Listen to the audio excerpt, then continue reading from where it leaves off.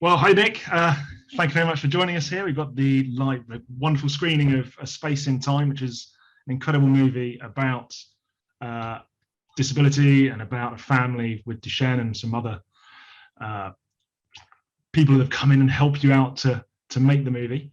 Tell us a little bit about how it started. Why did you want to make the movie? What brought you to this point?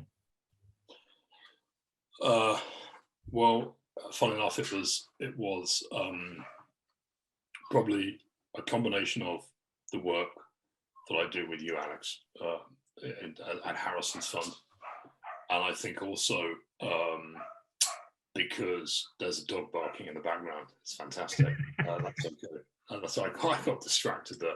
We'll get a chorus here. Margot will start in a minute. Yeah, exactly. Yeah, so I'll start again. So it was a combination of the work that I do with you at Harrison's Fund, and so I suppose an awareness exercise, but also because it just wanted to try and capture a bit more the parent experience of what it is to live with Duchenne muscular dystrophy, because it does feel like, I mean, look, it's hard living with all rare diseases, and it's particularly hard living with ones which are progressive and degenerative. So yeah. So I mean, just so everybody knows, so I'm the founder of Harrison's Fund. Nick, you're with the movie maker as well as one of my trustees at Harrison's Fund.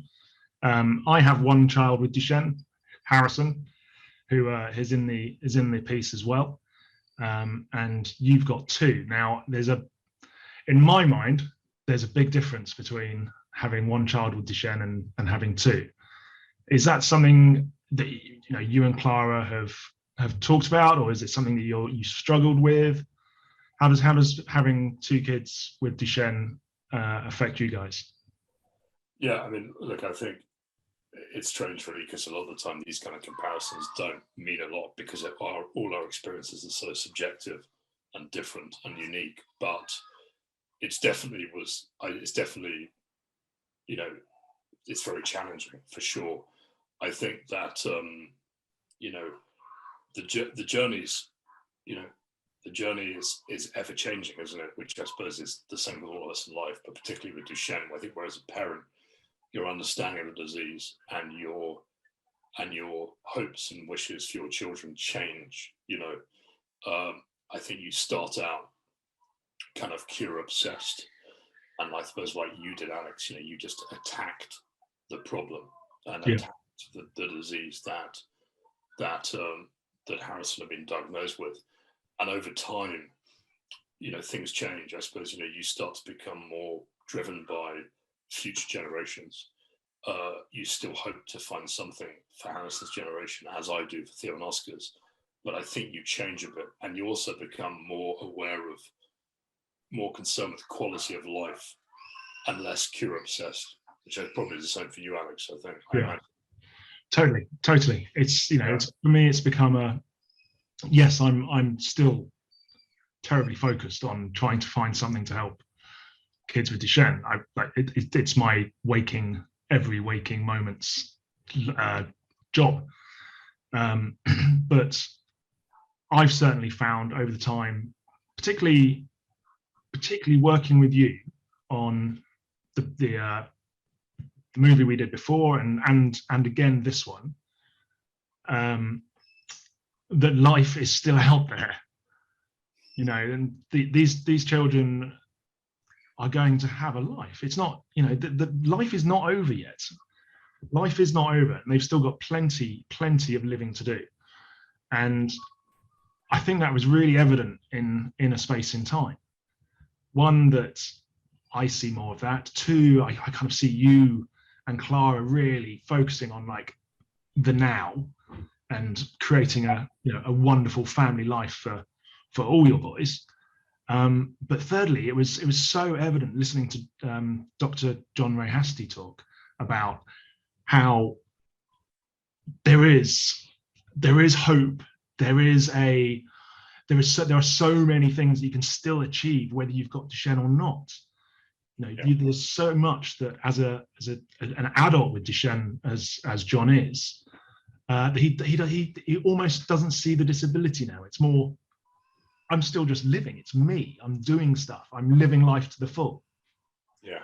And I think that's fantastic. And I think, without having taken part in the movie, without having seen it and heard it and been involved with it, it's sometimes you can't see that. You can't see the wood for the trees. There's the dark cloud is there, and John really, for me, helped to lift some of that cloud. Yeah, totally. I thought it terribly inspiring. Yeah, I mean, he's really inspiring. I think completely. I think at the same time, I think we know that John is quite exceptional and probably quite rare. And he's just sort of maintained that real sort of will and zest for life, which, and so I suppose, yeah, as parents, it's about us trying to instill as much of that, that John in our own children as we can with them. Very much so. They are. Yeah. And I had a direct experience of that with Harrison, not that long, within the last couple of weeks. Yeah. Where he's watched some of the movie and he's seen John in it, and he's shown some worry about John being very much more disabled than Harrison is currently. Yeah. But he also said, look, he's a man. He's in his 30s. He's 30 or 40 years old. Yeah. There's no reason why I can't be 30 or 40 years old. Yeah. So he's got that kind of focus and that belief and hope that he can do that too. I think that's really powerful for a teenager with a disability, with a rare disease, that is going to struggle and feels different, but can see a role model that is doing amazing things and is living a life to his full. Yeah, it's super powerful. And I think it's interesting also because I think even since you and I have been, have known each other, and things of the narrative around disability has changed so much. I mean, it's really, really changed, and it's still changing, for the good. And it's so yeah.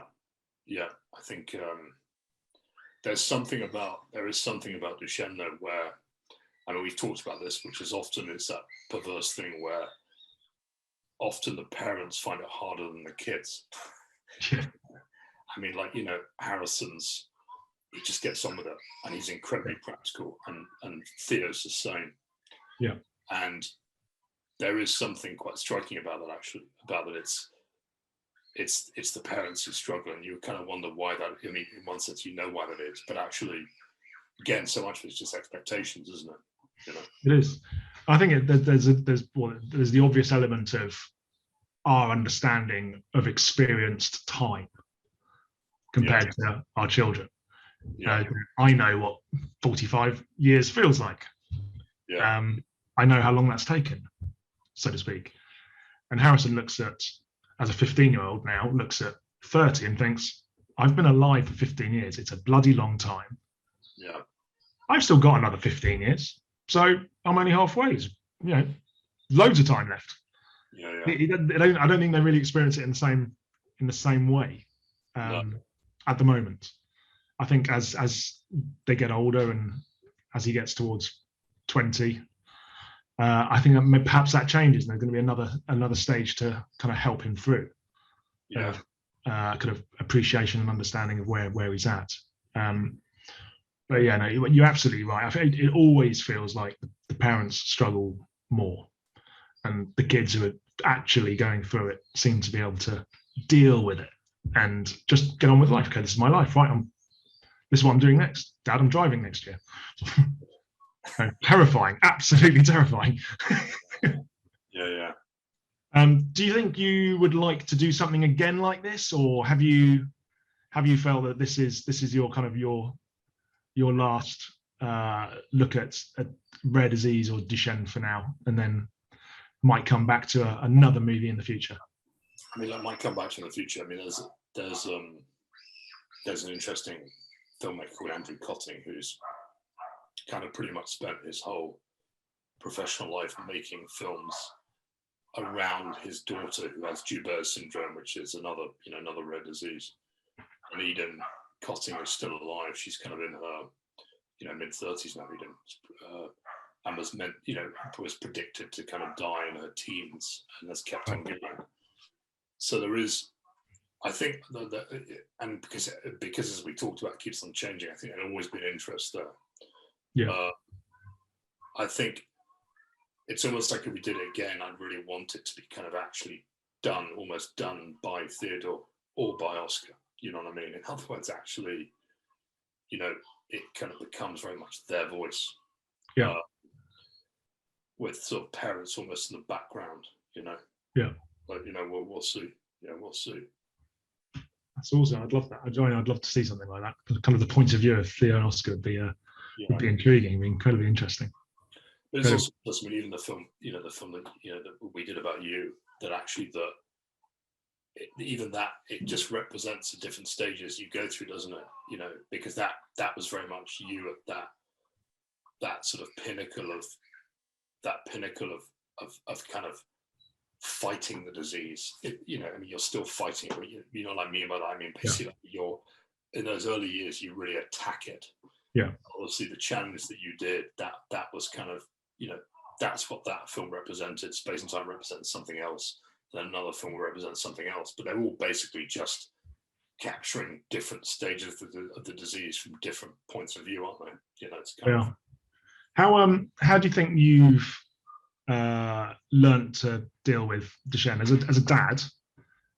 Because often we don't, within Duchenne, you don't often hear from the dads that much. No, it's so interesting, this, because it's so true. I mean, it's actually a female dominated space, 100%. Especially, particularly with like social media, which is obviously the main forum for sharing stuff. And it's really true, this. And I think that, I think it's kind of a man thing, which is just men are just, generally not as good at kind of sharing. I think that, I think for me as a human being, it's probably been a good thing. And I think, I'm just like, I think I'm probably far more emotionally expressive than I would have been otherwise. I cry a lot. Me too. You can watch something like Pitch Perfect and I'm off. Bring it on. Like, if I'm not crying once a week, there's a problem.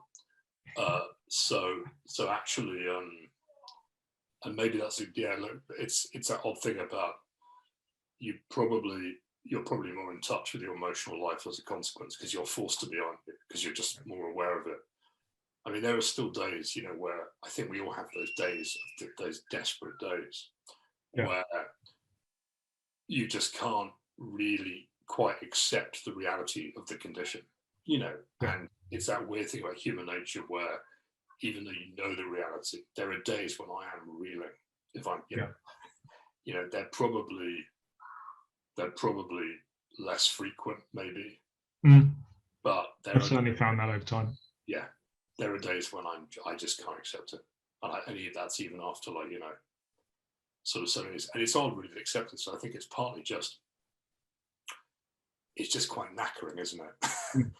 And yet at the same time, we're causing our own suffering. Because part of the reason why it's knackering is because it's particularly knackering when you are going through those days when you can't accept the condition. So even though you can, I say you can't accept, that's the wrong word. It's more the fact that I heard somebody talk about this really interesting phrase called anticipatory grief. Okay, yeah, it already makes sense. My sister's husband is in heart failure, and he's on a emergency list for a heart transplant, and she's been talking a lot about this phrase of anticipatory grief. And when you're living with a child with Duchenne, all you really know is obviously that the average age is probably at the moment 23, 24, 25 that people die with it. And so you've got this loose reality or expectation you're working with. But you are really in a state of anticipatory grief. And that's, in one sense, that state is a complete waste of time, because you're kind of, well, actually, none of us know when we're going to die. I mean, I could die tomorrow, but that's always that cloud is always kind of there, and that's probably the single hardest thing, isn't it? Actually, I think so. I mean, yeah, I struggled with that for a very, very long time. I'm much better at dealing with that now. Yeah. I think I don't like to think about it too much, but I mostly because I know I accepted that as we are now today, that's going to happen. Yeah. So as we are today, I know Harrison's going to die early. And I've accepted that as an outcome. What I do know is that I'll be working every day to make sure that's not the case. So it's, I've tried to accept that as science stands, that's how it's going to be, unless people like us and researchers and pharma out there change that. And if they change that, all is good. But if they don't, that's what's going to happen. And I used to say, I think I've said this to you before, I used to say, I cannot accept that that's the case. And I don't think I was doing myself any justice doing that. Because I think it was hurting me more to do that than it was to accept that that is a possible outcome. Yeah. Does that make sense? No, it makes a lot of sense. And it's that fine line basically between, it's like in the documentary, when you say, which again is you just kind of almost being too hard on yourself, when you say, I gave Nick bad advice. So obviously when I first reached out to you when Theo and Oscar got diagnosed, and I sort of said, look, can I help with Harrison's fund, all this kind of stuff? And we met and you'd said to me, I think that'll be something in 3 to 5 years. And that's what you refer to as bad advice. Yeah. And it's that fine line between accepting that reality but not accepting it to the extent that you don't do anything anymore. Yeah, I think it's the difference. That's what obviously you just articulated pretty well, which is actually just because you've accepted that at the moment the science says that Harrison could well die in his by his mid-20s, that doesn't mean that you're not going to stop doing everything you can to prevent that outcome. Yeah. It's still having hope, just not being hopeless. Yeah. I mean, hope is a weird one because the other thing is just there's that phrase called the tyranny of hope. Okay. It's really complicated, that, because again that implies that's me. When I think about that, I sort of think, God, I'm just being negative. Like that's not right. But it's again about managing that, isn't it? Because actually, in one sense, that's what you were struggling with, was the tyranny of hope. And I suppose at the point that you kind of went, okay, I'm still grounding this in the reality of where the science is now, but I'm still going to fight to the end. Yeah. So even though I suppose as parents with seriously ill kids, you rely upon hope, you have to not, you can't rely on it too much. Hope. Exactly. That's what it is, isn't It it? is. But it's not just enough to pray every day. No, if you're a prayer, and I'm not one of them.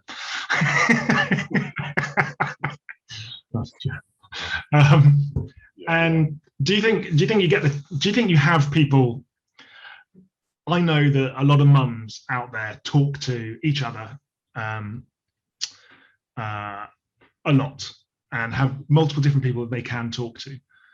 As a dad with Duchenne, do you think there is enough being done? No. Or do we look after ourselves well enough? No. No, not at all. I mean, I think, look, I mean, the fact is that's only really you that I reach out to. I mean, even though, of course, there's the other trustees, there's Darren and all the other trustees whose kids are affected for whatever reason.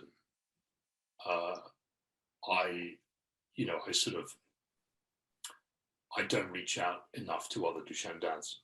And it's a strange one, isn't it? Because I think part of it is that because the condition is so all-encompassing, even though you need other Duchenne dads to talk to, you kind of avoid it a bit. I think I avoid it a bit. In other words, I have a friendship with you, which goes way beyond Duchenne. now. Yeah. So whereas if I'm having to talk to somebody, if I talk to somebody just because we share Duchenne, there's part of me that probably avoids that because I'm sort of exhausted by the disease. See, I think that's the key there. And it's for me, I've always wanted to find Duchenne dads that have a same or similar outlook to me. Yeah. Because it can be incredibly, like you said, incredibly tiring if they're in the struggle, the tyranny of hope thing is, or they're they're really, really struggling. Now I want to help pick them up, I really, really do, but it takes a terrible toll. Yeah, I mean it does, because it kind of it can often kind of that's exactly it. But I think that it's interesting that I think this extends to kind of generally just that really wide area of just men and mental health. I mean, I think obviously statistically far fewer men reach out than women do when it comes to kind of talking about stuff and dealing with stuff. And I think men still operate from the premise of, I should be able to do all this on my own.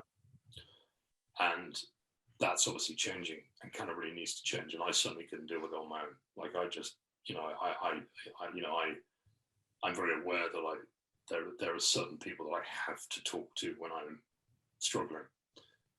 And so I think that does, that is a big thing that kind of needs to change a bit. I think so. I certainly learned that, and I think not quite the hard way, but I know I got very close to burnout. Yeah. Well, you did, because obviously what you were doing, is very. Well, I couldn't do what you did. I've said that to you before. Like, I couldn't have been that determined and full on and just relentless. There was a period of about 5 or 6 years where you were pretty relentless. Yeah. And in the best possible way in terms of a search for a cure. But as you said, it takes its toll. But once again, I mean, that was who was it? It was Tony Levine. You've met Tony, haven't you? From what was it, Duchenne now? Was it Duchenne? He was, I think he's trustee at Duchenne UK now. But he said to me quite early on, he'd been around 5 or 6 years at that point when I first came on. I think because Joey's slightly older than Harrison and was diagnosed early. Yeah. But he's been in the game a lot longer, so to speak. And he said the same to me. He said, at some point you'll burn out if you carry on doing it as you are, and you've got to be aware of that, because it's going to get, and it will catch you. If you're not aware of it, it will catch you. Yeah. And I've had that in the back of my mind for however long, and it was like after doing the movie with you, maybe a year later, I was on the edge. and at that point did stop and make sure that I was taking time for myself, spoke to people, had some professional help to chat through things for a period of time, just to make sure that I didn't really go off the edge. And now I found a really lovely balance between working bloody hard and looking at different areas of the disease and being a much, much more present father than I was, because I think in that kind of that hectic period, it was a case of, I'm just going to put everything into this, because if I don't, I'll lose him, and if I do, then I'll keep him. And I can make up for the time, was my idea. I can make up this time. Yeah. And you can't. You don't get it back. I missed a fair bit of the early days because I just put my head down.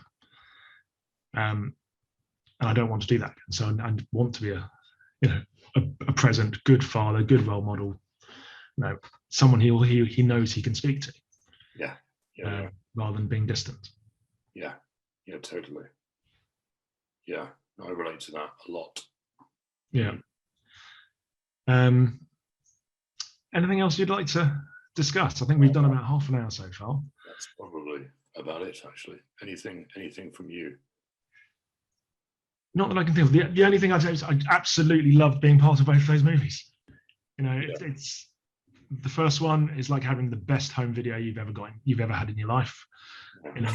A snapshot of your life for a period of time was absolutely brilliant. But then to see Theo and Oscar's life, be a part of their lives, to see John and his truly incredible life has been a privilege. So it's been an absolute privilege to be a part of. And I suppose on behalf of the whole Duchenne community, I just love to say thank you to you and everybody that helped make that truly remarkable movie come to life, because it means a lot, and it's going to, I hope, over time make an incredible difference to lots of people out there and lots of families with rare disease. So thank you to you.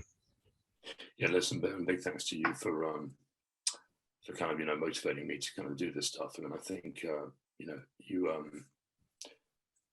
it's an intrinsic part of it is actually it's kind of obviously doing it with you as a dear friend now, but also just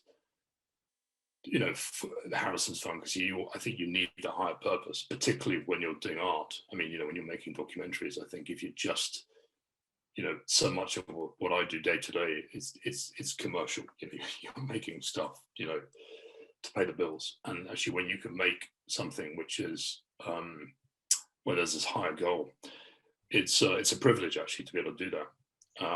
And also I think it's really important to do that, because I think that I suppose that's what good art is all good art is trying to do, is to kind of point to